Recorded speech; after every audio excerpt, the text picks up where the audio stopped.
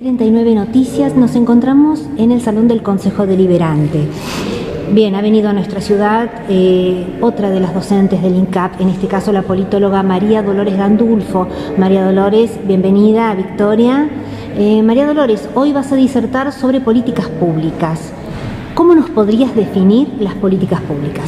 Bueno, primero agradecer que me hayan invitado, que obviamente el INCAP viene participando ya de varios módulos en lo que es el plan de formación política que se diseñó. El INCAP, para los que no saben, es el Instituto de Formación Política del Ministerio del Interior, que ya desde el año 94 viene desarrollando de manera plural y federal estos cursos de formación. En el caso de hoy vamos a dar el módulo de políticas públicas. La política pública principalmente es una acción del gobierno para dar respuesta a una problemática social. Eso sería lo más fácil para poder entender qué es lo que es una política pública. Obviamente una política pública, para poder diseñarse e implementarse, tiene que tener en cuenta cuál es la legislación que efectivamente existe en el país para poder desarrollarla, cuáles son los recursos con los que se cuenta y cuáles son los actores de la sociedad que van a interpelar al Estado en esta cuestión. Por eso es tan importante, al diseñar una política pública, el contacto con la ciudadanía para saber cuál es la demanda, el contacto con los distintos sectores sociales, actores sociales, movimientos sociales, sindicatos, partidos políticos, empresas, para poder ver cuál va a ser la reacción de todos aquellos actores a la hora de implementar esa política pública. Bien, Dolores, hoy por la mañana el presidente Mauricio Macri dijo que estamos en un estado de emergencia.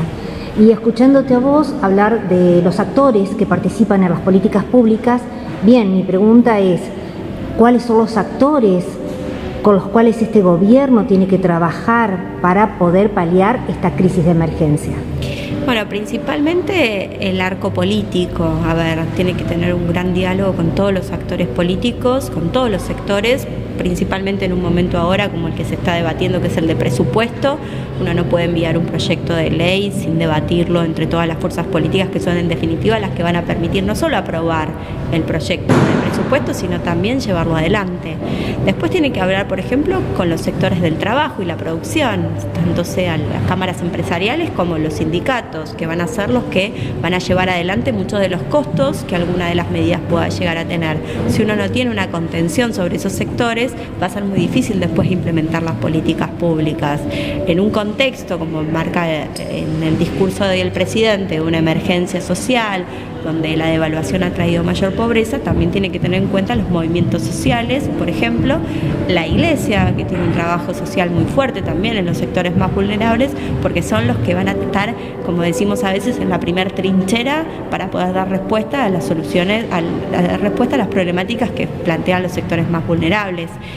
Bien, claro. Ahora te pregunto, vos como politóloga, ¿cómo ves esta situación y si crees que después de decirme esto que me acabas de decir y este trabajo articulado de los distintos actores sociales que pertenecen a las políticas públicas, sí hay una salida?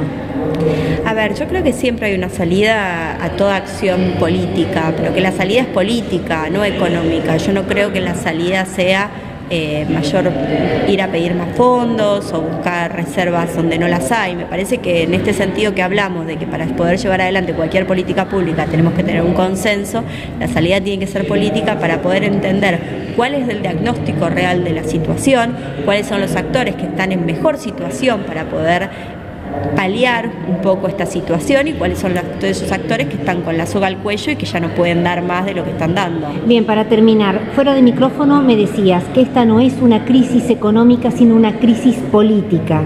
Sí, siempre cuando una política no puede llegar a buen puerto y no puede desarrollarse es porque no hubo previamente un entramado político y un consenso político para que esa política pueda ser implementada. Por lo tanto, si efectivamente el gobierno está llegando a una situación donde no tiene el consenso de los distintos actores en las políticas que viene desarrollando, ya deja de ser una cuestión económica, es una cuestión política y tiene que resolverse de esa forma. Perfecto, muchísimas gracias, Dolores. Gracias a ustedes.